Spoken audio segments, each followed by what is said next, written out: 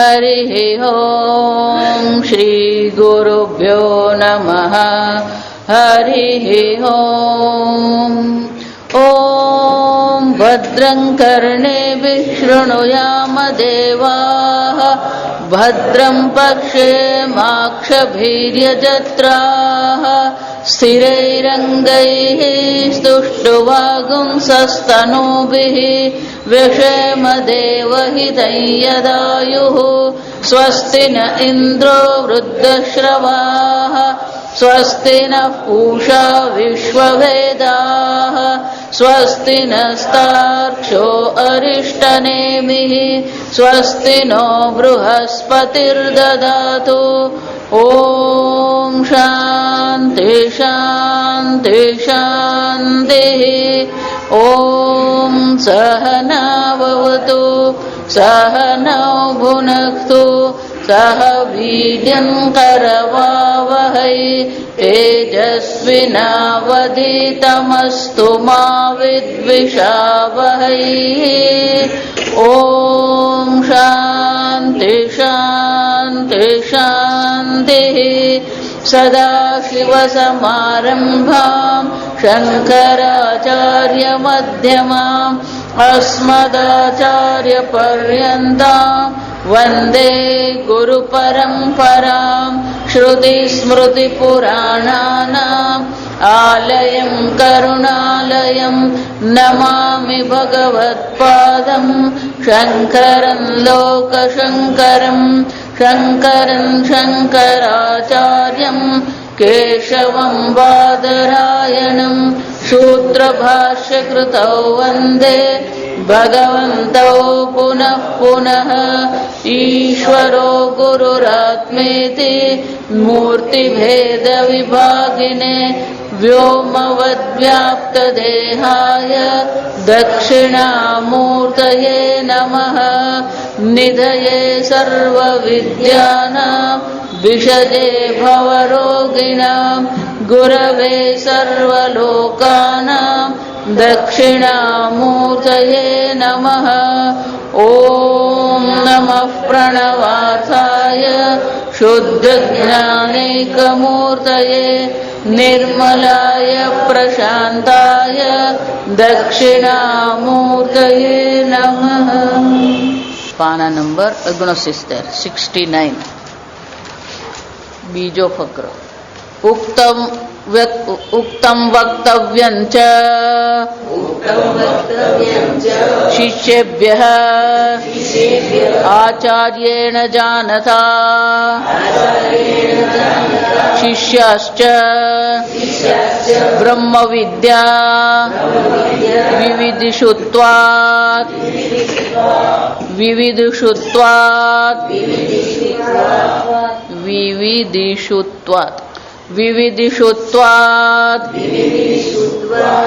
निवृत्तकर्माणः मोक्षपथे प्रवृत्ताः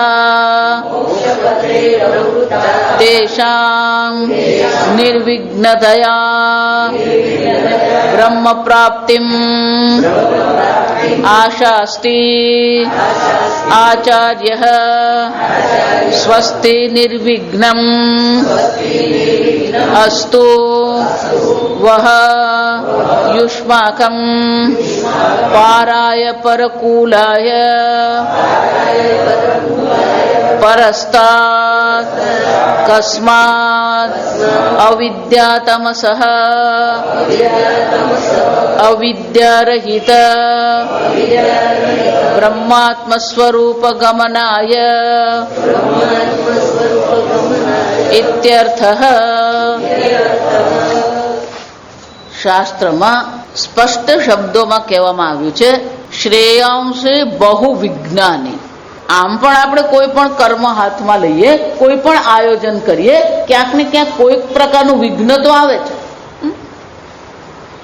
વિઘ્ન વિના કોઈ કર્મ હોતું જ નથી. પછી રસોઈ બનાવવી હોય કે બેંક હોય કે પછી લગ્ન હોય, થોડા ઘણા વિઘ્ન તો શું થવાના? આવવાના જ છે. પણ શાસ્ત્ર કહે છે શ્રેયાંશુ બહુ વિજ્ઞાની. જે શ્રેય માર્ગ પર ચાલવાનો પ્રયત્ન કરે છે એના જીવનમાં ઘણા બધા વિઘ્નો આવી શકે. વિઘ્નો બે પ્રકારથી છે, સમજો. પહેલું વિઘ્ન એ છે કે આપણું પ્રારબ્ધ જ આપણા માટે વિઘ્ન છે. કારણ કે આપણે જે પ્રારબ્ધ લઈને આવ્યા છે એ પ્રારબ્ધ ભોગનું પ્રારબ્ધ છે. એટલે આપણા જીવનમાં અનેક પ્રકારના ભોગ આપણે માગ્યા છે અને એ સુખ દુઃખના ભોગ આપણા જીવનમાં આવતા જ રહેતા હોય છે. તો એ વિઘ્ન છે. કારણ કે જેને આપણે માગ્યું હતું ત્યારે આપણને એવું લાગ્યું હતું કે આ આપણા માટે બરાબર છે, આપણા માટે સુખકારક છે, અને પછી સમય જતા આપણને ખબર પડી કે આ તો કેવું છે, વિઘ્ન કરનારું છે.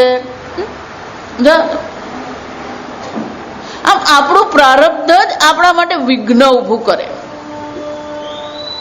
હું હંમેશા કહું કે બને ને ત્યાં સુધી પેલા પતિ પત્ની બંને આવતા હોય ને તો બહુ સારું. વેદાંત એટલે એકને રસ હોય ને પણ બીજાને રસ નહીં હોય ને ત્યારે બહુ મુશ્કેલ ઊભી થાય. તમારે જોયું તો જાઓ, મારને એમાં કઈ રસ નથી, ત્યાં સુધી સારું છે. જો આ સમજો. પણ જો પેલી મનમાં એમ થઈ ગયું કે આ ક્યાં ભેરવાઈ ગયા, જા અને એમાં ગુરુજી પેલા સ્ત્રી હોય એટલે પેલી મનમાં શું ચાલે? વિચાર, બધું આ બધા વિઘ્ન જ છે.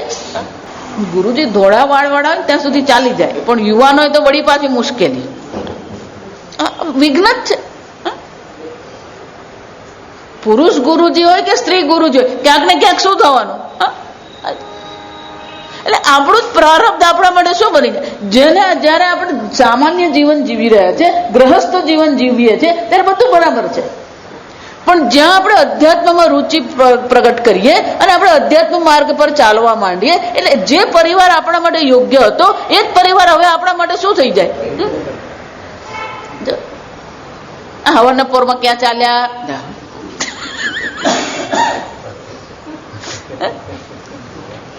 વિચાર, એ શાંતિથી ઊંઘે નહીં, બીજાને ઊંઘવાય નહીં દે. હવારના પોરમાં જ બાથરૂમમાં પેલો અવાજ શરૂ થાય એટલે શું થાય? શ્રેયાંશુ બહુ વિજ્ઞાની. એટલે આપણું જ પ્રારબ્ધ છે.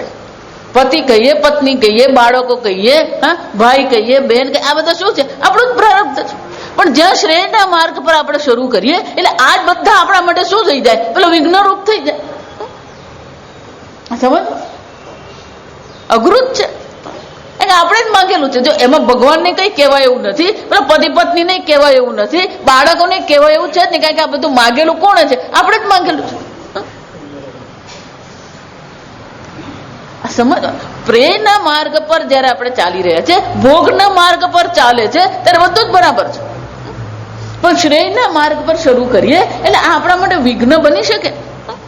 આ એક. બીજું કે ભલે આપણે કોઈ પણ પ્રકારથી પ્રયત્ન કરીને આ શ્રેય માર્ગ પર ચાલતા હોઈએ, પણ આપણી આસપાસ જે છે, આપણી આસપાસનું જે જગત છે, એ જગત પણ શું કરી શકે? જો એટલા માટે આ કોઈ પણ શાંતિ મંત્ર છે, શાના માટે છે? આ શાંતિ મંત્ર એને માટે જ છે.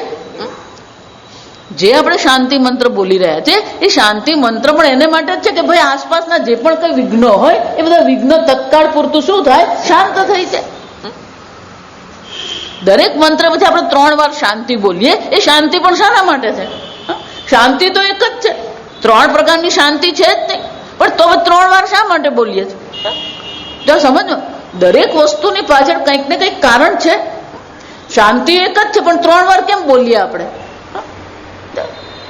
એટલે શાસ્ત્ર કહે છે પણ 3 પ્રકારના વિઘ્ન છે અને એટલા માટે 3 વાર શાંતિ કેવું પડે. વિઘ્ન કેટલા છે?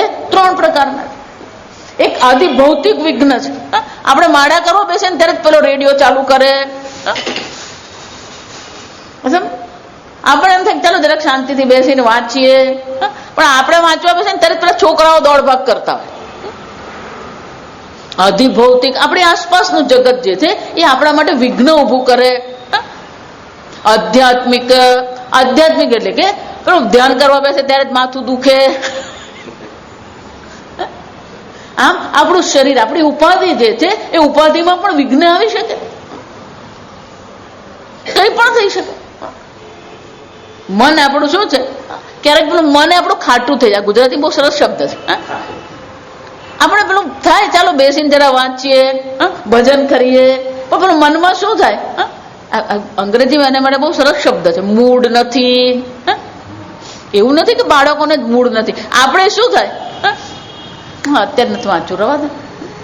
પેલો નવરોત બેઠો હોય, જોવા તમને હિંચકા પર ઝૂલતો જ હોય, પણ પેલું વાંચવા લખવા માટે શું છે? એને મન નહીં થાય. આમ આપણું શરીર છે, આપણું મન છે, આપણી ઇન્દ્રિય છે, આપણી બુદ્ધિ છે, શું કરી શકે? કોઈક પ્રકારે આપણને અટકાવે. એને આધ્યાત્મિક વિઘ્ન કહેવાય. જરા વ્યાધિ, જો આ વ્યાધિ પણ શું કરી શકે? વિઘ્ન કરી શકે. એ જ રીતે આધિદૈવિક, આધિદૈવિક એટલે કે વરસાદ પડવો, ભૂકંપ થવો, કઈ પણ થઈ શકે. મને યાદ છે શ્રાવણ મહિનામાં આપણે આખો શ્રાવણ મહિનો અહીંયા સત્સંગ કરતા, ત્યારે સંસ્કૃત પાઠશાળામાં થતું જ. અને શ્રાવણ મહિનો એટલે વરસાદનો જ મહિનો હોય. પણ ત્યારે અહીંયા હવે તો અઠવાડિયું આવવું લોકોને મુશ્કેલ પડે. ત્યારે તો શું થતું? આખો મહિનો શ્રાવણ મહિનો અહીંયા સત્સંગ ચાલતો, પણ એવો વરસાદ પડે ને જોરમાં કે પેલું બધાને આવવાની તકલીફ પડી જાય. અને તે વખતે સંસ્કૃત પાઠશાળા પેલું મેદાન એવું હતું ને કે બધું પાણી ભરાઈ જતું. એટલે બધાને પેલું ફોન કરીને કેવું પડે કે ભાઈ પાણી ભરાઈ ગયું છે, નહીં આવતા. અને આધિદૈવિક વિઘ્ન કહેવાય. ઠંડી ખૂબ પડે. આ દક્ષિણમાં જે તમે જાઓ, દક્ષિણના જે 4 રાજ્યો છે, આંધ્રપ્રદેશ, કર્ણાટક, તામિલનાડુ અને કેરળ. કેરાલામાં તો આમે વરસાદ ઘણો અને ત્યાં આગળ લીલોતરી ઘણી છે. પણ બાકીના જે 3 જે છે ત્યાં ઉનાળામાં એટલી બધી ગરમી પડે. પૂજ્ય સ્વામીજી કહેતા કે ત્યાં ઠંડી જેવું મળે જ નહીં. હોટ હોટર હોટેસ્ટ જાગ છે. એટલે ત્યાં તમે તામિલનાડુમાં જુઓ, આંધ્રપ્રદેશમાં જુઓ, પેલી ઉનાળામાં એટલી બધી ગરમી પડે. એટલે ત્યાં જે સ્વામીજીના શિષ્યો છે ને, એ ઉનાળો આવે ને એટલે એપ્રિલ મે એટલે લોકોને રજા વેદાંતના ક્લાસમાં. એ ગરમી જ એટલી પડતી હોય અને લોકો ગરમીમાં એટલા થાકી ગયા હોય અને પછી નોકરી ધંધો તો છોડી શકે એમ છે જ નહીં. તો પછી આવા થાકેલા પાકેલા પછી હાજ પડે પેલા 7 વાગે પ્રવચનમાં આવે, એ શું સાંભળવાના? એટલે ગરમીને કારણે પછી 2 મહિને ક્લાસ શું કરવા પડે? બંધ કરવા જ પડે. અને આધિદૈવિક કહેવાય. અને એટલા માટે આપણા જીવનમાં આધ્યાત્મિક, આધિભૌતિક અને આધિદૈવિક શું થતા રહે? વિઘ્નો આવતા જ રહે છે. અનેક પ્રકારના વિઘ્નો હોય. ત્રીજું, એક આપણો પ્રારબ્ધ જ આપણા માટે વિઘ્ન છે. બીજું આપણું જે આસપાસનું જગત છે કે આધિદૈવિક જગત છે એ પણ વિઘ્ન કરી શકે. આ ત્રીજું છે ને બહુ મહત્વનું છે, આ સમજો. ત્રીજું આપણું મન. આપણે જે ચર્ચા કરી ને કે વ્યક્તિત્વનું નિર્માણ કરવું પડે. જ્યાં સુધી આપણા વ્યક્તિત્વનું નિર્માણ નહીં થાય ત્યાં સુધી આ વેદાંતનું જ્ઞાન થવું અશક્ય છે. આપણા મનને આપણે પ્રસન્ન રાખી શકીએ છીએ. મને એવ મનુષ્યાણામ કારણમ બંધ મોક્ષયોહો. ખરેખર બંધન અને મોક્ષનું કારણ તો કોણ છે? મનુષ્યનું મન જ છે. જો 6ઠા અધ્યાયમાં આપણે જોઈ ગયા, ઉદ્ધરેદ આત્મનાત્માનમ નાત્માનમ અવસાદયેત આત્મૈવ હિ આત્મનો બંધુ આત્મૈવ રિપુરાત્મનઃ.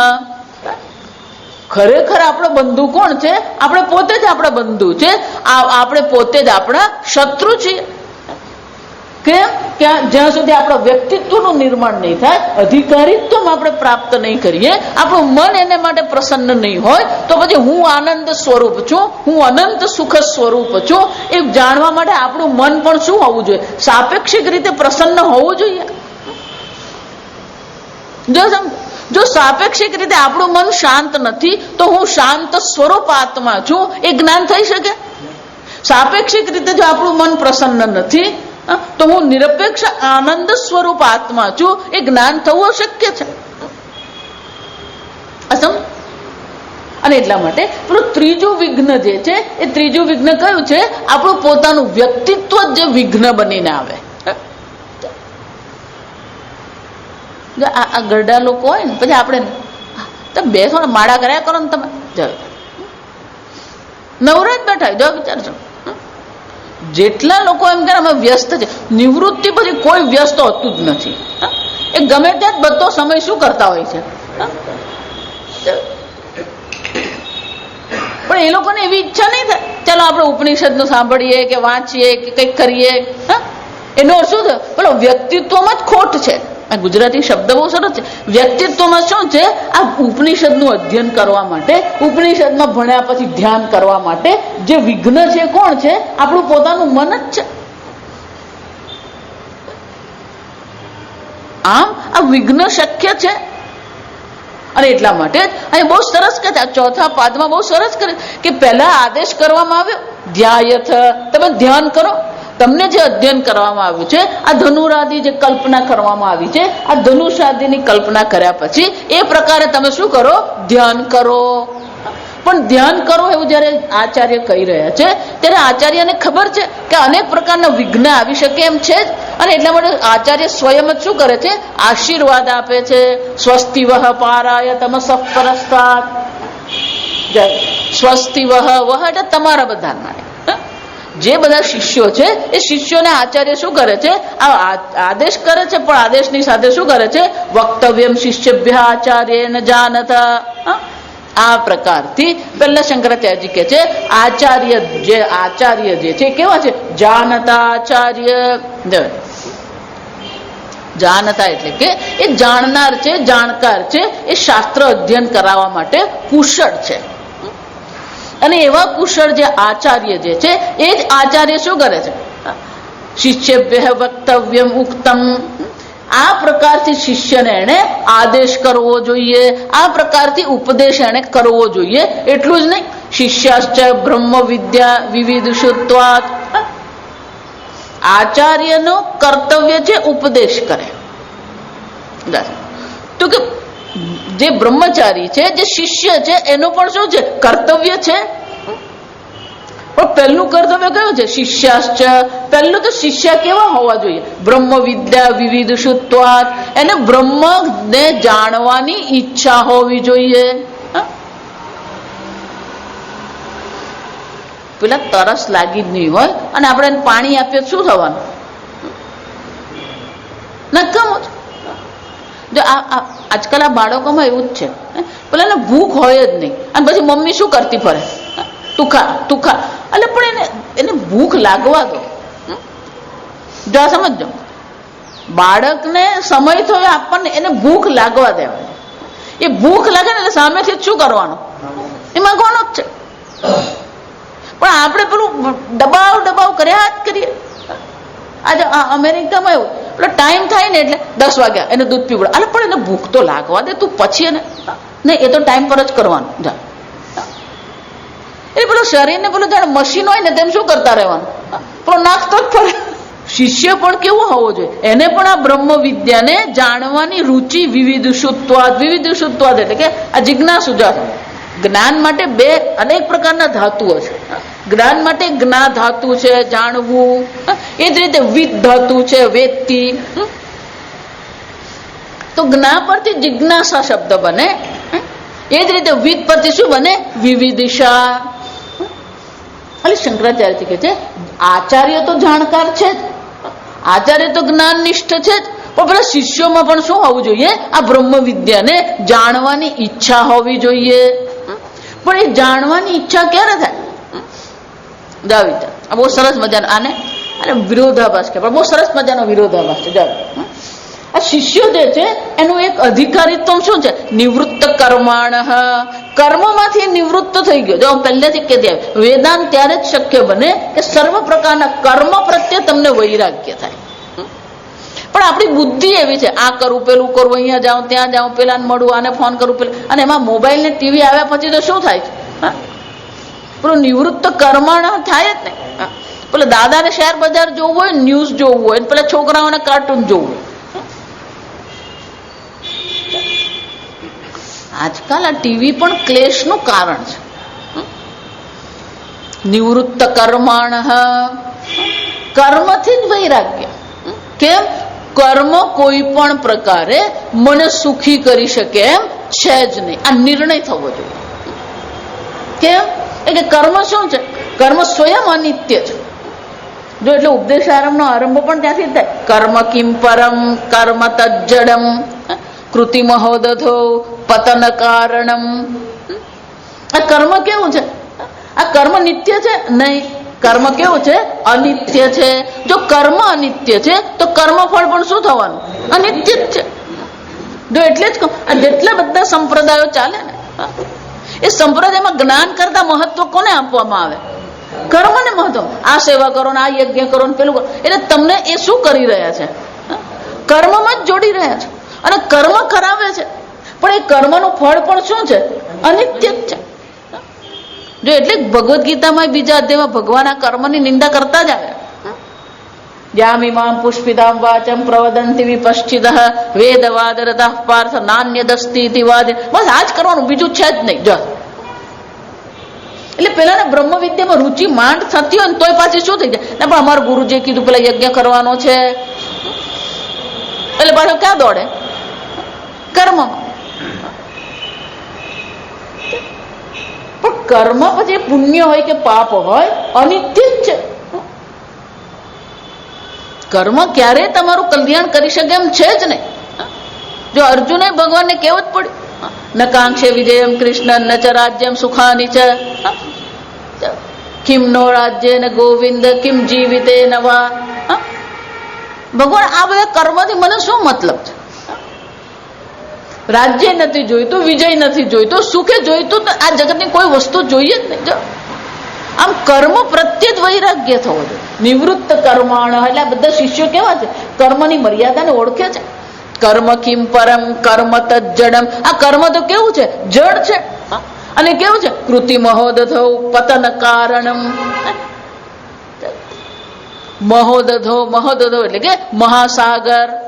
આ સંસાર રૂપી જે મહાસાગર છે એમાં પતનનું કારણ કોણ છે? આ કર્મ જ છે. તમારા જન્મનું કારણ કોણ છે? આ કર્મ છે. કર્મ કરીએ પેલું કર્મ ફળ આવે, કર્મ ફળથી પ્રારબ્ધ બને, પ્રારબ્ધને કારણે શું થવાનું? પેલી નવી નવી યોની મળતી રહે. તો કર્મ જે છે એ સંસાર ચક્રને અટકાવનાર નથી, પણ સંસાર ચક્રને ગતિમાન રાખનાર છે. એટલા માટે જેને બ્રહ્મ વિદ્યાની ઈચ્છા હોય, જેને બ્રહ્મ વિદ્યા ઈચ્છા હોય એને શું કરવું જોઈએ? આ કર્મ પ્રત્યે વૈરાગ્ય કેળવવું. કર્મફળ પ્રત્યે વૈરાગ્ય એને કર્મયોગ કહેવામાં આવે. કર્મ પ્રત્યે વૈરાગ્ય એને સંન્યાસ કહેવામાં આવે. અને એટલે શંકરાચાર્યજી કહે છે પેલા શિષ્યો પણ જે છે કેવા છે? નિવૃત્ત કર્માણ. કર્મ પ્રત્યે વૈરાગ્ય છે. એટલું જ નહીં, મોક્ષ પથે પ્રવૃત્ત હજાર. કર્મથી નિવૃત્ત છે પણ એનો અર્થ એવો નથી કે હાથ જોડીને બેસી રહે છે.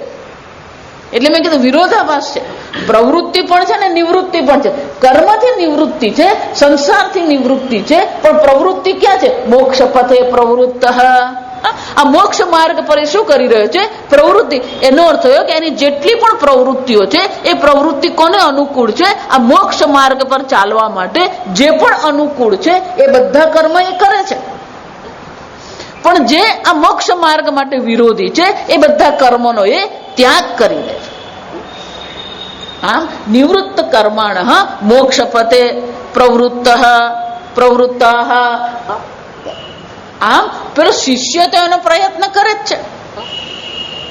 શિષ્યને ધ્યાન કરવાનું પણ કહેવામાં આવ્યું. તેશામ પણ આ જે આવા શિષ્યો જે છે જેને કર્મ પ્રત્યે જ વૈરાગ્ય થઈ ગયો છે, જેમને બ્રહ્મ જ્ઞાનમાં રુચિ છે અને મોક્ષ માર્ગ માટે પ્રયત્ન કરી રહ્યા છે, એ આવા શિષ્યો માટે આચાર્ય શું કરે છે?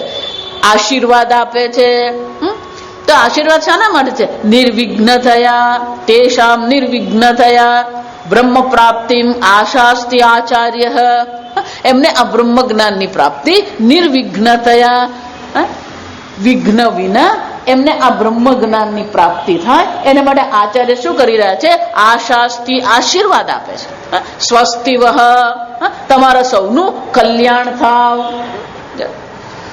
સ્વસ્તિ નિર્વિઘ્નમસ્તુ વહ યુષ્માકમ. તમારા માટે આ બ્રહ્મ વિદ્યા પ્રાપ્તિ કેવી હોવી જોઈએ? નિર્વિઘ્ન હોવી જોઈએ. આમ આશીર્વાદ, ઈશ્વરનો અનુગ્રહ, આચાર્યના આશીર્વાદ આપણા માટે બહુ આવશ્યક છે. ગુરુ કૃપા હોય તો બધું જ થઈ શકે. ગુરુ કૃપા હિ કેવલમ. શંકરાચાર્યજીને પણ શિષ્ય જે છે, આ 4 શિષ્યોમાં યુવાન જે છે પદ્મપાદાચાર્ય, સામાન્ય બુદ્ધિ, એમ એટલી બધી કઈ તીક્ષ્ણ બુદ્ધિ નથી કે આ બધું શાસ્ત્ર અધ્યયન કરી શકે. સુરેશ્વરાચાર્યજી જુઓ, આ બધા કેવા હતા? બહુ વિદ્વાન હતા, પણ એ સેવક ગુરુનો, અને બેસીને સાંભળે, જે બોલે ને એ સાંભળતો રહે. પોતાની બુદ્ધિથી બહુ વિચાર કરી શકે ને.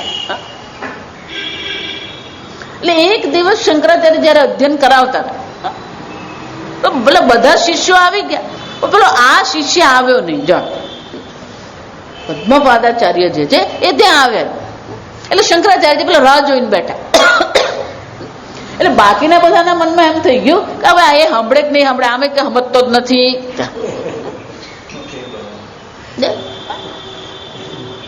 શંકરાચાર્યજી બેઠા, કોઈ બોલાય નહીં, મનમાં બધા વિચાર્યા કરે. શંકરાચાર્યજીને ખબર પડી ગઈ કે આ બધા મનમાં એવું વિચારે છે કે પેલો આવે કે નહીં આવે, શું ફરક પડવાનો, આપણે શું કરવું જોઈએ? પાઠ શરૂ કરી દેવાનો. હવે એ બિચારો પેલા ભોજન બનાવવા માટે જંગલમાં લાકડા વણવા ગયેલો, અને લાકડા આ બાજુ નહીં મળ્યા એટલે પેલા નદીને પાર પેલી બાજુ એ લાકડા વણવા, પણ લાકડા વણવામાં થોડો દૂર નીકળી ગયો અને એને સમયનો ખ્યાલ રહ્યો નહીં. એટલે શંકરાચાર્યજીએ જોયું કે આવી રહ્યો છે. એટલે શંકરાચાર્યજી ખાલી બૂમ જ મારી, ચાલો બ્રહ્મચારી. પેલું જેવું શંકરાચાર્ય ગુરુજીએ કીધું ને ચાલો, વર્ગનો સમય થઈ ગયો, એટલે પેલો દોડ્યો તો એવી રીતે દોડ્યો કે એને ધ્યાન રહ્યું જ નહીં કે વચ્ચે રસ્તામાં નદી છે. પેલો દોડ્યો તો ખરો, પણ પેલો નદી હતી રસ્તામાં. પણ ગુરુજીનો એવો અનુગ્રહ જાવે કે જ્યાં એ પગ મૂકતો હતો ત્યાં શું થઈ જતું હતું? પેલું એક કમળ આવી જતું. જ્યાં જ્યાં એને પગ મૂક્યો ત્યાં એક એક કમળ પ્રગટ થતું ગયું. એટલે પેલો નદીમાં ડૂબ્યો નહીં અને આ પાર આવી ગયો. અને એટલા માટે એને પછી શંકરાચાર્ય નામ શું આપ્યું? પદ્મપાદાચાર્ય. પદ્મ એટલે કમળ, પાદાચાર્ય. અને એ પદ્મપાદાચાર્યની બુદ્ધિ એવી તેજસ્વી બની ગઈ કે એમણે જે ગ્રંથો લખ્યા ને એ અમારા જેવા માટે ક્યારેક અઘરા પડી જાય એવા તર્કબદ્ધ લખેલા. ગુરુ કૃપા હિ કેવલમ. ગુરુજીના આશીર્વાદ હોય, પણ ગુરુજીના આશીર્વાદ એ ક્યારે કેમ કામ લાગે? નિવૃત્ત કર્મણ મોક્ષ પથે પ્રવૃત્ત. એટલે શંકરાચાર્યજી કહે છે આ પ્રકારથી જે પ્રયત્ન કરનારા અધિકારી શિષ્યો જે છે એ શિષ્યો માટે ગુરુજી પણ શું કરે? આશીર્વાદ આપે છે. નિર્વિઘ્નમસ્તુ યુષ્માકમ પારાય. પણ કે આ બ્રહ્મ વિદ્યા જે છે એ ખરેખર બ્રહ્મ વિદ્યા આપણા જીવનનું લક્ષ્ય છે. જો આ સમજ બરાબર, લક્ષ્ય બ્રહ્મ વિદ્યા નથી, લક્ષ્ય મોક્ષ છે. પુરુષાર્થ તો શું છે? મોક્ષ છે. પણ એ મોક્ષ પ્રાપ્ત કરવો હોય તો સાધન શું છે? બ્રહ્મ વિદ્યા. એટલે આત્મબોધમાં શંકરાચાર્યજી કહે પાકસ્ય વહ્નિવદ જ્ઞાનમ વિના મોક્ષ ન સિદ્ધ્યતે. જ્ઞાન વિના, બ્રહ્મ જ્ઞાન વિના મોક્ષ શક્ય જ નથી.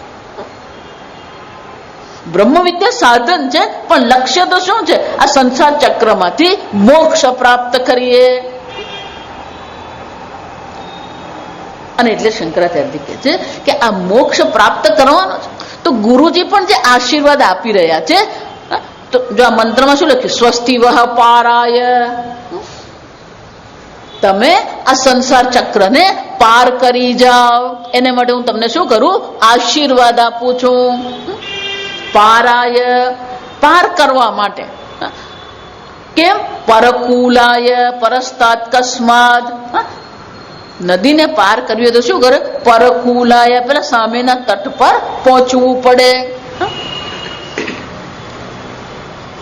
તો કે અહીંયા આ નદીનું જળ જે છે, પ્રવાહ એ વિઘ્ન છે અને એને પાર કરવાનો છે. તો નાવમાં બેસીને નાવિક આપણને શું કરી શકે? આ પાર ઉતારી શકે. તો કે પણ અહીંયા વિઘ્ન કયું છે? તમસઃ પરસ્તાત.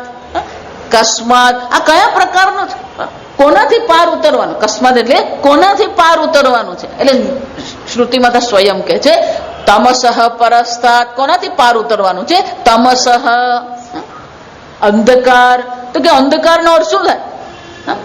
અજ્ઞાન, અવિદ્યા, તમસઃ. શંકરાચાર્યજી કે છે અવિદ્યા રૂપી જે અંધકાર છે એ અંધકારને પાર ઉતરવાનું છે. અને એને માટે સ્વસ્તિનો આચાર્ય સ્વયં આશીર્વાદ આપણને આપે છે કે આ તમે અવિદ્યારૂપી જે વિઘ્ન છે, અવિદ્યારૂપી જે પ્રવાહ જે છે એને પાર તમે ઉતરી જાઓ. કેમ? કે આ અવિદ્યા જ મૂળ કારણ છે. ખરેખર બંધનનું મૂળ કારણ તો શું છે? અવિદ્યા છે. અવિદ્યા પોતાના સ્વરૂપને ઓળખતા નથી, પોતાના આનંદ સ્વરૂપ ઓળખતા નથી. અને એટલા માટે શું કરીએ છીએ? એ આનંદ માટે આપણે ઈચ્છા કરીએ, અવિદ્યા કામ. અને ઈચ્છા થઈ જાય તો ઈચ્છા થઈ તો ઈચ્છા દેવી શું કરશે? કર્મ. આ અવિદ્યા કામ કર્મ. આ અવિદ્યા કામ કર્મથી પાર ઉતરવા માટે આચાર્ય સ્વયં આશીર્વાદ આપીને કહે છે કે આ અવિદ્યા રૂપી જે વિઘ્ન છે, અવિદ્યા રૂપી જે તમસ છે, અંધકાર છે, એને પાર તમે થઈ જાઓ. એટલે શંકરાચાર્યજી કહે છે અવિદ્યા રહિત બ્રહ્માત્મ સ્વરૂપ ગમનાય ઇત્યર્થ. આચાર્ય આશીર્વાદ શાના માટે આપી રહ્યા છે? અવિદ્યા રહિત બ્રહ્માત્મ સ્વરૂપ. આ બહુ મહત્વની વસ્તુ છે. બ્રહ્મ જ્ઞાન જે છે એનું એક જ કામ છે અજ્ઞાનની નિવૃત્તિ કરે. અવિદ્યા રહિત. પ્રારંભમાં જોઈ ગયા દ્વે વિદ્યે વેદિતવ્ય. બે પ્રકારની વિદ્યા છે, પરા છે, અપરા છે. પરાવિદ્યા કોને કહેવામાં આવે? યયા તદ અક્ષરમ અધિગમ્યતે. જેના દ્વારા અક્ષર બ્રહ્મનું જ્ઞાન થાય છે એ પરાવિદ્યા. તો કે અપરાવિદ્યા કોને કહેવામાં આવે? ઋગ્વેદ, યજુર્વેદ, સામવેદ, અથર્વવેદ. શ્રુતિમાં તો સ્વયં કે છે આ વેદ જે શબ્દ રાશિ જે છે એ શબ્દ રાશિ તો અપરાવિદ્યા જ છે. ઉપનિષદ પણ મંત્ર છે, પણ મંત્ર જે શબ્દ રાશિ છે એ તો શું છે? અપરાવિદ્યા છે. વેદાંગ જો અપરાવિદ્યા છે તો બાકીના જે આપણે ભૌતિક શાસ્ત્ર કહીએ કે રસાયણ શાસ્ત્ર કહીએ બધું પણ શું છે? અપરાવિદ્યા છે. તો કે પછી પરાવિદ્યા કઈ? જો આ શબ્દ રાશિ જેને કહેવામાં આવે, મુંડક ઉપનિષદના મંત્ર એમ જયારે કહીએ તો મંત્ર જે શબ્દ રાશિ છે અપરાવિદ્યા છે. તો કે પરાવિદ્યા કોને કહેવામાં આવે? યયા તદ અક્ષરમ અધિગમ્યતે. જેના દ્વારા અક્ષર બ્રહ્મને જાણી શકાય એ પરાવિદ્યા. જો સમજો ત્યારે આપણે બહુ વિસ્તારથી જોયું હતું. એનો અર્થ શું થયો? જે તમારી બુદ્ધિમાંથી અવિદ્યાની નિવૃત્તિ કરે એ પરાવિદ્યા. આચાર્ય ઉપદેશ કરે છે એ પણ ખરેખર તો અપરાવિદ્યા જ કહેવાય. તમે શ્રવણ કરી રહ્યા છો, આચાર્ય ઉપદેશ કરી રહ્યા છે, આ ઉપદેશ પણ અપરાવિદ્યાની અંતર્ગત જ છે. પણ એ ઉપદેશના શ્રવણ દ્વારા તમારી બુદ્ધિમાં જે વૃત્તિ ઉત્પન્ન થાય છે, જે અવિદ્યાની નિવૃત્તિ કરે છે, એને પરાવિદ્યા કહેવાય. બહાર જે છે અપરાવિદ્યા છે, બુદ્ધિમાં છે શું છે? પરાવિદ્યા છે. જા સમજો મને. કેમ? કે જ્યાં સુધી એ પ્રકારની વૃત્તિ ઉત્પન્ન નહીં થાય. ધારો કે આ પુષ્પ છે, આ માળા છે. ધારો કે આ પુષ્પ શું છે મને ખબર નથી, તો અજ્ઞાન કહેવાય એને. તો પુષ્પના અજ્ઞાનની જ્યારે મારે નિવૃત્તિ કરવી હોય તો પુષ્પના અજ્ઞાનની નિવૃત્તિ માટે પુષ્પાકાર વૃત્તિ ઉત્પન્ન થવી જોઈએ. જો હું તમને કહી ગઈ આગળ કે તમે અને આ જગતની વચ્ચે આ મન રહેલું છે. તમારા આ જગત સાથેના સંપર્ક માટેનું જે સાધન છે કોણ છે? ભોગ સાધનમ સૂક્ષ્મ શરીર છે. તમે જે ચૈતન્ય આત્મા છો અને આ જે અધિભૂત જગત છે એ બેના સંપર્ક માટેનું જે સાધન છે કોણ છે? આ સૂક્ષ્મ શરીર છે. જો સમજો, જો સૂક્ષ્મ શરીરમાં જો મલિનતા હોય તો આ જગત આપણને જે દેખાશે કેવું દેખાવાનું? એ પેલું કાચ જેવું છે. ગાડીનો કાચ જો લીલો હોય તો જગતમાં બધું શું આપણને દેખાય? બધું લીલું જ દેખાય. પેલા ગોગલ્સ પહેરેલા હોય ને, પેલા બ્રાઉન કલરના ગોગલ્સ પહેરેલા હોય તો પછી આખું જગત કેવું દેખાવાનું? બરાબર. કારણ કે આ જગત તો ઈશ્વરની રચના છે, ઈશ્વરની સૃષ્ટિ છે, એટલે એમાં કોઈ ખામી હોઈ શકે જ નહીં. જો આ વિચાર, કારણ કે ઈશ્વર જો સર્વજ્ઞ છે, હવે આવશે જ આ મંત્ર, ઈશ્વર સર્વજ્ઞ છે, સર્વજ્ઞમાં કોઈ ખામી નહીં હોય. ખામી હોય તો એ સર્વજ્ઞ કહેવાય જ નહીં. જો આ વિચાર છે, સીધો તર્ક છે. સર્વજ્ઞ છે, સર્વશક્તિમાન છે, તો એમાં કોઈ ખામી કે દોષ હોઈ શકે જ નહીં. સીધી વસ્તુ. પણ આપણને દોષ દેખાય છે, તેનો અર્થ શું થયો? વાંક ઈશ્વરનો છે નહીં, વાંક આપણી દ્રષ્ટિનો છે, આપણું અંતઃકરણ છે. તો પુષ્પને મારે જાણવું હોય તો પુષ્પને જાણવા માટે પહેલા શું કરવું પડે? આંખ દ્વારા એ પુષ્પને શું થવું જોઈએ? મનમાં પુષ્પાકાર વૃત્તિ ઉત્પન્ન થવી જોઈએ. એ પુષ્પાકાર વૃત્તિ જે છે એ પુષ્પના અજ્ઞાનની શું કરે? નિવૃત્તિ કરે. જ્યાં સુધી એ કોઈ પણ વિષય હોય, એ શબ્દ હોય, સ્પર્શ હોય, રૂપ હોય, રસ હોય કે ગંધ હોય, જ્યાં સુધી તમારી વૃત્તિ પર આરૂઢ નહીં થાય ત્યાં સુધી અવિદ્યાની નિવૃત્તિ થાય નહીં. દાસન આ સીધો નિયમ છે. કોઈ પણ વિષય હોય એને પહેલા ક્યાં આરૂઢ થવું પડે? તમારી વૃત્તિ પર આરૂઢ થવું પડે. શબ્દાકાર વૃત્તિ કહીએ કે પુષ્પાકાર વૃત્તિ કહીએ, એ પુષ્પાકાર વૃત્તિ જ પુષ્પના અજ્ઞાનની નિવૃત્તિ કરે. બીજું, એને વૃત્તિ વ્યાપ્તિ કહેવામાં આવે. એકવાર અજ્ઞાનની નિવૃત્તિ થઈ ગઈ પછી પુષ્પાકાર વૃત્તિ જે છે એને અજ્ઞાનની નિવૃત્તિ કરી. પણ પુષ્પાકાર વૃત્તિ સ્વયં વૃત્તિ છે, એટલે સ્વયં જડ છે, સ્વપ્રકાશ નથી. એટલે તમે જે ચૈતન્ય આત્મા છો એને આ પુષ્પાકાર વૃત્તિને શું કરવી પડે? પ્રકાશિત કરવી પડે. અને એ જયારે પ્રકાશિત કરવામાં આવે એને ફલવ્યાપ્તિ કહેવામાં આવે. એ પ્રકાશિત થાય ત્યારે તમે એમ કહો છો મને ગલગોટાનું જ્ઞાન થયું. બે પ્રક્રિયા છે ત્યાં. પહેલા વૃત્તિ પર આરૂઢ થાય, પહેલા પુષ્પાકાર વૃત્તિ થાય, અને પછી શું થાય? હું પુષ્પ જાણું છું. એટલે કોઈ પણ પ્રકારનું જ્ઞાન પ્રાપ્ત કરવું હોય તો આ બે પ્રક્રિયા છે. પહેલા એને વૃત્તિ પર આરૂઢ કરવું પડે, વૃત્તિ પર આરૂઢ થયા પછી ચૈતન્ય આત્મા દ્વારા એને પ્રકાશિત કરવું પડે. બહુ સરળ ભાષામાં તમને સમજાવું છું. જાઓ, શાસ્ત્રોક્ત ભાષામાં એને વૃત્તિ વ્યાપ્તિ અને ફલ વ્યાપ્તિ કહેવામાં આવે. પારિભાષિક શબ્દો છે. તો કોઈ પણ અજ્ઞાનની નિવૃત્તિ માટે પહેલો નિયમ તો શું છે? વૃત્તિ પર આરૂઢ એને થવું જ પડે, તો જ અજ્ઞાનની નિવૃત્તિ થાય. તો મારે બ્રહ્મ વિદ્યા પ્રાપ્ત કરવી છે તો મારે શું કરવું પડે? પુષ્પને જાણવા માટે પુષ્પાકાર વૃત્તિ છે, તો બ્રહ્મને જાણવા માટે શું કરવું પડે? બ્રહ્માકાર વૃત્તિ. સમજ બરાબર? મોટા મોટા વિદ્વાનો પણ આ મુદ્દા પર ગુલાંટ જ મારે. આ સમજો. પણ બ્રહ્મ તો નિર્ગુણ નિરાકાર છે અને વૃત્તિનું અધિષ્ઠાન બ્રહ્મ છે, તો બ્રહ્માકાર વૃત્તિ કરશો કેવી રીતે? આપણે જોઈ ગયા ન ઈદન તયા ગૃહ્યતે. આ તરીકે બ્રહ્મ આપણે જાણી શકીશું નહીં. એ ક્યારે વિષય કોઠીમાં આવી શકે એમ છે જ નહીં. એ ક્યારે ઇન્દ્રિયોનો વિષય બની શકે એમ છે જ નહીં. અવ્યક્તોયમ અચિંત્યોયમ એ મનનો વિષય નહીં બને, એ ઇન્દ્રિયોનો વિષય નહીં બને. તો પહેલો તો પ્રશ્ન એ થાય કે બ્રહ્માકાર વૃત્તિ કરવી જ કેમ? જો વિચાર. જો હું એ જ કહું તમને કે આ એટલું સૂક્ષ્મ છે. અને આજકાલ જે બધા આ ધ્યાનના બધા સંપ્રદાય ચાલે ને, ના ના આમ ધ્યાન કર્યું ને બ્રહ્મજ્ઞાન થી, અલે પણ એમ બ્રહ્મજ્ઞાન રસ્તામાં પડેલું છે.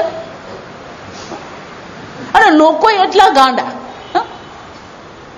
અને લોકો પેલા ધ્યાનમાં છે, ના ના જો એ આવ્યા ને તો 10,000 લોકો, એટલે પણ 10,000 લોકો થઈ ગયા એટલે મહાન બની ગયા. લોકો કઈ ગણતરી કરે? 10,000 લોકો આવે કે લાખ લોકો આવે? જો વિચારજો, આમ મજાની વાત કરું. આઇન્સ્ટાઈન વૈજ્ઞાનિક છે. આઇન્સ્ટાઈન એના ડ્રાઈવરથી ઓળખાય કે ડ્રાઈવર આઇન્સ્ટાઈનથી ઓળખાય?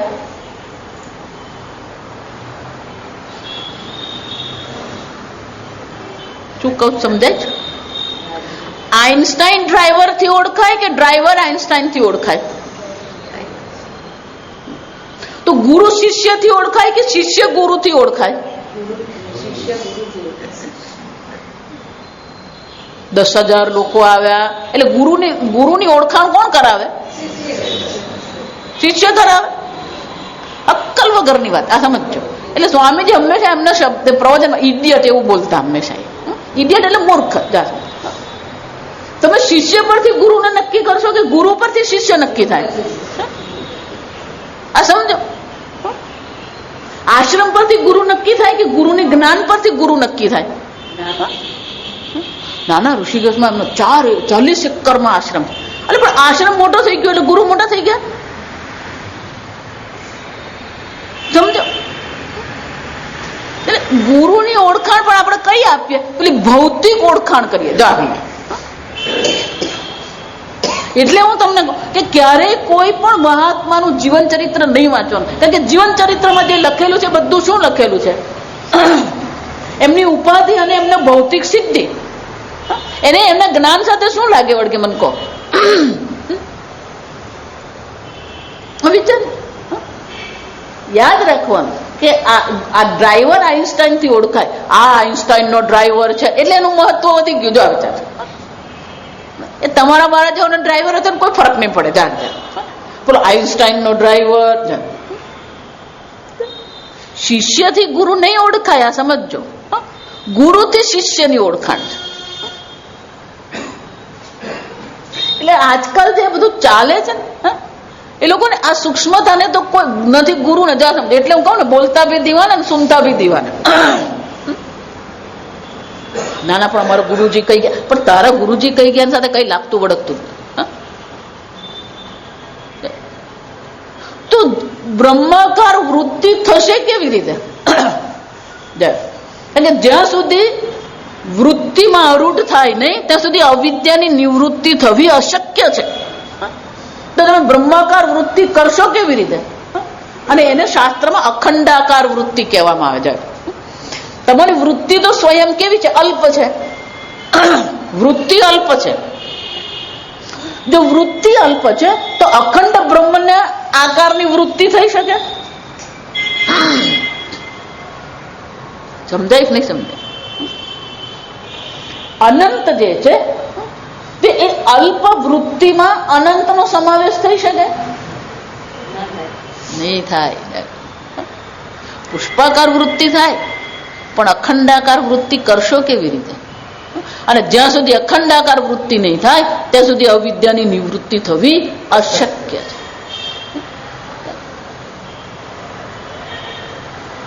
શંકરાચાર્યજી ભલે આમ એક વાક્ય લખી ગયા, અવિદ્યા રહિત બ્રહ્મ સ્વરૂપ. પણ અવિદ્યા રહિત થવું કેવી રીતે? કારણ કે અવિદ્યાની નિવૃત્તિ ત્યારે થાય ત્યારે બ્રહ્માકાર વૃત્તિ થાય. જો એટલા માટે આ ધ્યાનનો જે ઉપદેશ કરવામાં આવ્યો ને કે વારંવાર એ બ્રહ્મનું ચિંતન કરીએ, એટલે આપણી વૃત્તિ પર એ બ્રહ્મનું શું કરવાનું છે? આરૂઢ કરતા રહે. એ ચિંતન કરતા. 6ઠ્ઠા અધ્યાયમાં ભગવાન એટલે કહી ગયા, શનૈહિ શનૈહિ ઉપરમેદ ધૃત્યા બુદ્ધ્યા ધૃતિગ્રહિતયા આત્મસંસ્થમ મનઃ કૃત્વા ન કિંચિદપી ચિંતયેત. ધીરે ધીરે આ બુદ્ધિને શું કરવાનું? જે જે કારણથી આ બુદ્ધિ આપણી બહાર જતી હોય તે કારણથી બુદ્ધિને પાછી લાવીને એ બ્રહ્મ ચિંતનમાં લગાવીએ. એમ છો. એટલે એ વૃત્તિમાં આપણે બ્રહ્મને અરૂઢ કરવાનો પ્રયત્ન કરીએ. તો કે માતાજી આમ ધ્યાન કરું ને બ્રહ્માકાર વૃત્તિ થઈ જાય.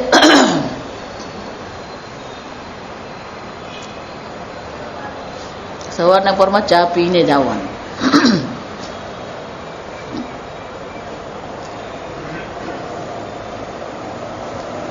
માતાજી હું ચા પીતો જ નથી,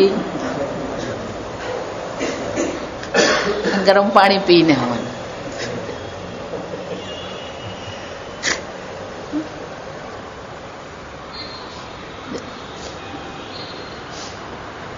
વિદ્યારહિત બ્રહ્માત્મ સ્વરૂપ. એટલા માટે હું વારંવાર કહું છું, શાસ્ત્ર પ્રમાણ છે. આ સમજો, શાસ્ત્ર પ્રમાણ છે. બ્રહ્મ જ્ઞાન માટે પ્રમાણ કોણ છે? ગુરુ નથી, શાસ્ત્ર પ્રમાણ છે. જેમ આ ગલગોટાનું જ્ઞાન મેળવવું હોય તો આંખ પ્રમાણ છે. પ્રમાણથી જ વૃત્તિ ઉત્પન્ન થાય. પ્રમાણ દ્વારા શું થાય? તત્તદાકાર વૃત્તિ, એ વિષયાકાર વૃત્તિ ક્યારે ઉત્પન્ન થાય? એ પ્રમાણ પ્રવૃત્તિ થાય ત્યારે. પણ મારી આંખ ખોલું જ નહીં, મને એમ થાય ના મારે ગલગોટો જો, પણ આંખ તો ખોલો નહીં, આંખ નહીં ખોલું, મને ગલગોટાનું જ્ઞાન થાય. આંખથી જ ગલગોટાના એટલે કે પુષ્પના આકારની વૃત્તિ ઉત્પન્ન થાય. તો 5 વિષય છે, તો 5 વિષય માટે 5 ઇન્દ્રિય છે, એ પ્રમાણ છે. એ જ રીતે બ્રહ્માકાર વૃત્તિ કરવી હોય તો પ્રમાણ કોણ છે? વેદાંતો નામ ઉપનિષદ પ્રમાણમ. પ્રમાણ કોણ છે? આ ઉપનિષદ પ્રમાણ છે. જો એટલા માટે ભગવદ્ ગીતામાં શું પણ કહેવામાં આવે, ઇતિ શ્રીમદ ભગવદ્ ગીતા શું ઉપનિષદ શું, કારણ કે ઉપનિષદ પ્રમાણ છે. ભગવદ્ ગીતા પ્રમાણ બને છે કોને કારણે? ઉપનિષદને કારણે. વેદાંતો નામ ઉપનિષદ પ્રમાણમ, એટલે પ્રમાણ તો ઉપનિષદ છે. આ સમજો. અને એ પ્રમાણની પ્રવૃત્તિ કરો તો બ્રહ્માકાર વૃત્તિ થઈ શકે. પણ કે હું ઉપનિષદ વાંચી લઉં, બ્રહ્માકાર વૃત્તિ થવાની? હું એટલે બધાને જ કહું, જે નવા આવે ને ઉપનિષદના વર્ગો, એ લોકોને હંમેશા હું કહું કે જો તમને એમ થતું કે વાંચીને ખબર પડે તો આ શાંકર ભાષ્ય પુસ્તક હિન્દીમાં અનુવાદ છે, વાંચી જોજો, શું સમજાય મને કાલે આવીને કહેજો.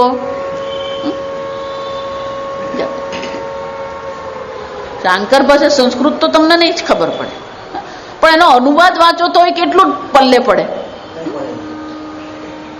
કઈ જ નહીં સમજાય. ભલે તમને એમ લાગતું કે આ તો ભગવદ્ ગીતા છે, બહુ સરળ, ઉપનિષદ અઘરું છે, એના ભાષ્યનો અનુવાદ વાંચી જોજો. આપણી ગુજરાતી ભાષામાં કોઈ ટાંટિયા મેળ પડે જ નહીં. આ સમજો.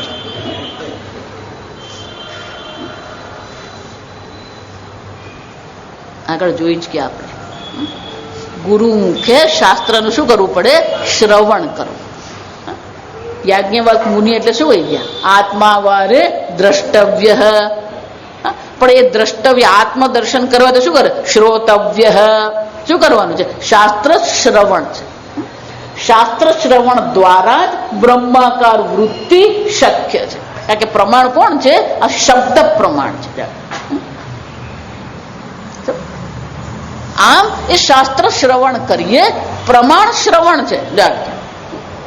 પછી મંતવ્ય નિધિધ્યાસિતવ્ય કહેવામાં આવ્યું, પણ પ્રમાણ તો કોણ છે? આ શ્રવણ પ્રમાણ છે. શ્રવણ કાળમાં જ એ બ્રહ્માકાર વૃત્તિ થાય, જેને પરાવિદ્યા કહેવામાં આવે. એ બ્રહ્માકાર વૃત્તિ છે ને, એ પરાવિદ્યા છે. બહાર જે છે બધી અપરાવિદ્યા છે. શ્રવણ દરમિયાન જે બ્રહ્માકાર વૃત્તિ થાય, જે અવિદ્યાની નિવૃત્તિ કરે, એને પરાવિદ્યા કહેવામાં આવે. એનો અર્થ શું થયો? એ જ્ઞાન જે છે એ ગુરુને બુદ્ધિમાં છે, અને એ ગુરુની બુદ્ધિમાં જે જ્ઞાન છે એ શિષ્યની બુદ્ધિમાં જવું જોઈએ. હું એટલે હંમેશા કહું કે ગુરુજી પણ જે છે એની બુદ્ધિને પકડવાની છે. કારણ કે ગુરુ તો ખરેખર શરીર નથી. ગુરુ કોણ છે? પેલી બુદ્ધિ છે જેમાં અવિદ્યાની નિવૃત્તિ થયેલી છે. આચાર્ય જે છે એ ખરેખર આચાર્ય શરીર આચાર્ય નથી, પણ આચાર્ય એ છે જેની બુદ્ધિમાં અજ્ઞાનની શું થઈ છે? નિવૃત્તિ થઈ છે. પણ એમની બુદ્ધિમાં પણ અજ્ઞાનની નિવૃત્તિ કોને કારણે થઈ? ના, એ 15 વર્ષ હિમાલયમાં એમણે શું કર્યું? ધ્યાન કર્યું. એ પાછા ત્યાં જ આવીને ઉભા રહી જઈએ. આપણે આ સમજો કેમ? અહીંનો શિયાળો એનાથી સહન થતો નહીં હોય, એટલે બરોબર 15 વર્ષ હિમાલયમાં રહે એટલે એને માટે શું થઈ ગયો? એ તો યોગી છે. સ્વામીજી કે હિમાલયમાં 15 વર્ષ રહે અને જો યોગી બની જતો હોય તો પેલા ઉત્તર ધ્રુવમાં રહેલા બધા જે પોલર બેર, બેર ને ગુજરાતીમાં શું કહેવાય? રીંછ. એ સફેદ રીંછ છે એ બધા પણ શું બની ગયા? યોગી. કેમ?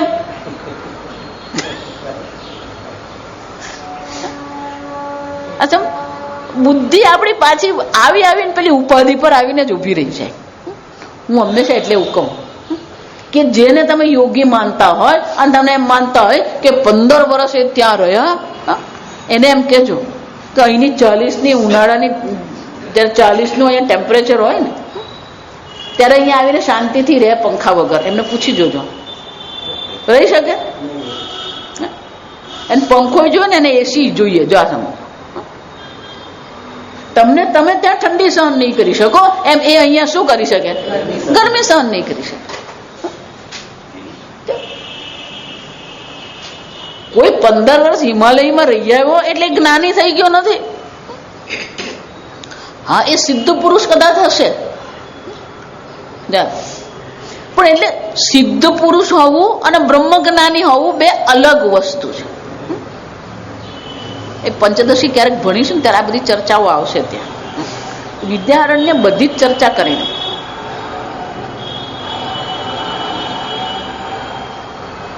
શાસ્ત્ર શ્રવણ એ પ્રમાણ છે.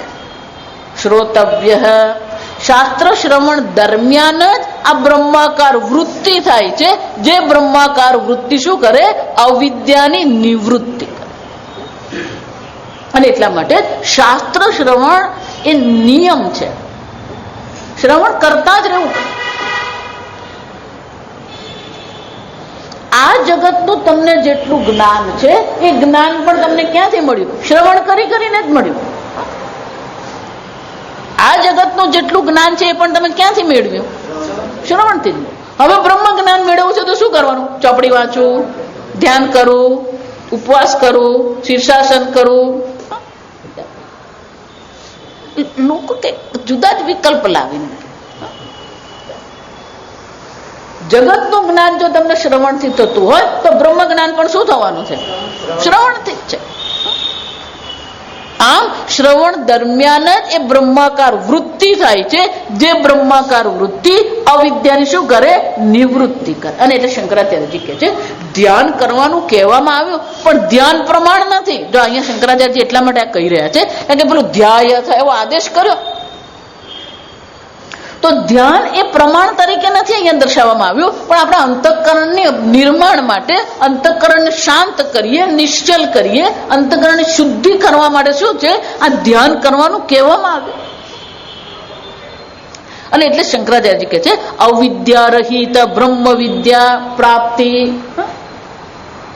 બ્રહ્મ વિદ્યા, બ્રહ્માત્મ સ્વરૂપ જે છે એ ક્યારે શક્ય બને? અવિદ્યા રહિત. આ અવિદ્યાની જયારે નિવૃત્તિ કરવામાં આવે, અવિદ્યાની નિવૃત્તિ શું છે? બ્રહ્માત્મ સ્વરૂપ ગમનાય. આમ અવિદ્યાની નિવૃત્તિ થઈ જશે અને બ્રહ્માત્મ સ્વરૂપ જે છે ગમનાય. ગમના એટલે કે જાણવા માટે. અહીંયા ગમનનો અર્થ શું થાય? જવાનો અર્થ નથી કરવાનો, પણ જ્ઞાનના અર્થમાં એને લેવાનો છે. અને એટલે શંકરાચાર્ય કહે છે ઇત્યર્થ. આ શંકરાચાર્યની એક વિશેષતા છે ભાષ્યમાં. જયારે પણ ઇત્યર્થ એમ લખે ને એટલે આપણને એ આ મંત્ર જે છે એનું પ્રયોજન અથવા તો એનો ઉદ્દેશ શું છે ને આપણને દર્શાવે. ઇત્યર્થ એટલે કે આના માટે તો કહે છે આ મંત્ર દ્વારા પણ આપણને એ જ સમજાવવામાં આવ્યું કે શાસ્ત્ર શ્રવણ દ્વારા અવિદ્યાની નિવૃત્તિ કરીએ અને એ અવિદ્યાની નિવૃત્તિ થયા પછી પુષ્પાકાર વૃત્તિમાં બે છે.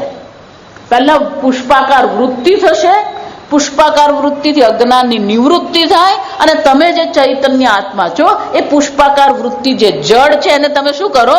પ્રકાશિત કરો છો.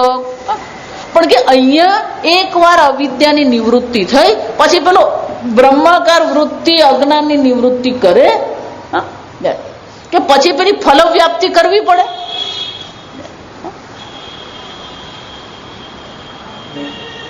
ગીતા 4થા અધ્યાયમાં જોઈ ગયા આપણે.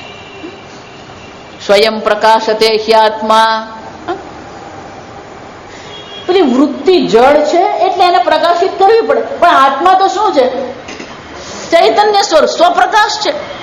આત્મબોધમાં એટલા માટે કહ્યું મેઘાપાયંશુમાનિવ. સૂર્ય દેખાતો નથી, કેમ? વાદળથી ઢંકાઈ ગયો.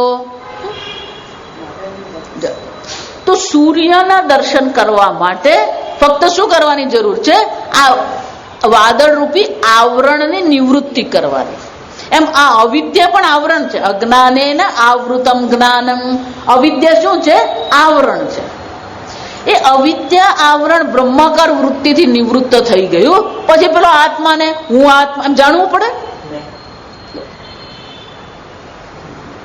એકવાર વાદળની નિવૃત્તિ થઈ ગઈ, વાદળ ખસી ગયું, પછી સૂર્ય શું થવાનું?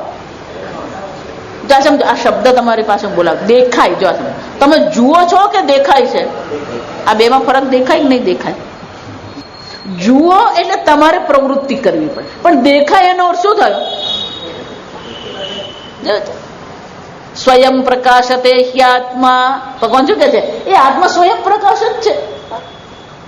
ફક્ત અવિદ્યાની નિવૃત્તિ કરવાની છે, વૃત્તિ વ્યાપ્તિ કરવાની છે. પેલી ફલ વ્યાપ્તિની ત્યાં જરૂર છે જ.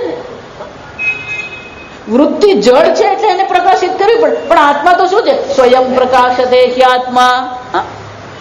તો ત્યાંય ભગવાન આવું શું કહેવાય? આદિત્યવત જ્ઞાનમ. ત્યાં પણ ભગવાન આ દૃષ્ટાંત આપે છે. આદિત્યવત. એક વાર વાદળ ખસી ગયું, આદિત્યવત જેમ સૂર્ય દેખાય છે એમ આત્મા પણ શું થવાનું? સ્પષ્ટ જ છે. આમ આત્મજ્ઞાનમાં વૃત્તિ વ્યાપ્તિની જરૂર છે, કારણ કે અવિદ્યાની નિવૃત્તિ કરવાની છે, પણ પછી પેલી ફલ વ્યાપ્તિની આવશ્યકતા રહેતી નથી. આદિત્યવત જ્ઞાનમ પ્રકાશતે. આદિત્ય સમાન. જેમ આદિત્ય પોતે સ્વયં પ્રકાશ છે અને દેખાઈ રહ્યો છે, એમ આત્મા પણ શું થવાનો? સ્પષ્ટ થવાનું. શંકરાચાર્યના એક શિષ્યનું નામ હસ્તામલક છે. હસ્ત એટલે હાથ, હસ્તા અમલક. અમલક એટલે આમળું. તો કે હાથમાં આમળું મૂક્યું હોય ને તો આમળું સ્પષ્ટ હોય. પણ બીજું કંઈક નાનો દાણો હોય ને તો આપણે શું કરવું પડે? પેલું જોવું પડે. પણ હાથમાં જો આમળું હોય તો આમળું આપણા માટે કેવું છે? સ્પષ્ટ છે. હસ્તામલક. એ જ રીતે એક વાર અવિદ્યાની નિવૃત્તિ થઈ પછી આત્મા એના માટે કેવો છે? સ્પષ્ટ છે. કેમ? એ પોતે જ છે. જો વિચાર. આદિત્યવત જ્ઞાનમ પ્રકાશતે તત્પરઃ. જેમ આદિત્ય પ્રકાશિત થઈ રહ્યો છે, સ્વપ્રકાશ આદિત્ય છે, એમ આત્મા પણ શું થવાનો? તત્પરઃ. ફક્ત અવિદ્યાની નિવૃત્તિ થઈ જાય પછી તો શું છે? આત્મની એવ આત્મના તુષ્ટ સિદ્ધ પ્રજ્ઞસ્તદોચ્યતે. અને એટલે શંકરાચાર્ય કહે છે બ્રહ્માત્મ સ્વરૂપ જ્ઞાન માટે પહેલું કન્ડિશન, પહેલી શરત કઈ છે? અવિદ્યા રહિત.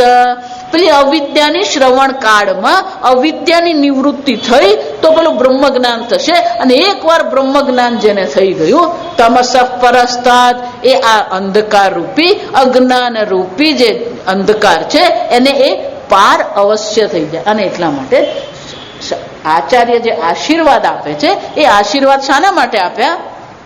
તમસ પરસ્તાદ. આ અવિદ્યાની નિવૃત્તિ તમારી બુદ્ધિમાં થાય એને માટે હું આશીર્વાદ આપું છું. તમે ધ્યાન કરીને તમારા અંતઃકરણને તૈયાર કરો અને શ્રવણ દરમિયાન અવશ્ય શું થશે? આ અવિદ્યાની નિવૃત્તિ અવશ્ય થશે. આમ આશીર્વાદ જે ખરેખર આપવામાં આવે એ ધ્યાન માટે આશીર્વાદ નથી આપતા, પણ શાના માટે આપવામાં આવ્યા? તમસ પરસ્તાદ. આ અજ્ઞાન રૂપી અંધકારને પાર તમે ઉતરો એના માટે અમે તમને આશીર્વાદ આપીએ છીએ. આગળ આપણે આવતીકાલ. ઓમ અસતો માં સદ્ગમય તમસોમાં જ્યોતિર્ગમય મૃત્યોર્મા અમૃતંગમય. ઓમ પૂર્ણમદ પૂર્ણમિદં પૂર્ણાત પૂર્ણમુદચ્યતે પૂર્ણસ્ય પૂર્ણમાદાય પૂર્ણમેવાવશિષ્યતે. ઓમ શાંતિ શાંતિ શાંતિ. હરિ ઓમ. શ્રી ગુરુભ્યો નમઃ. હરિ ઓમ.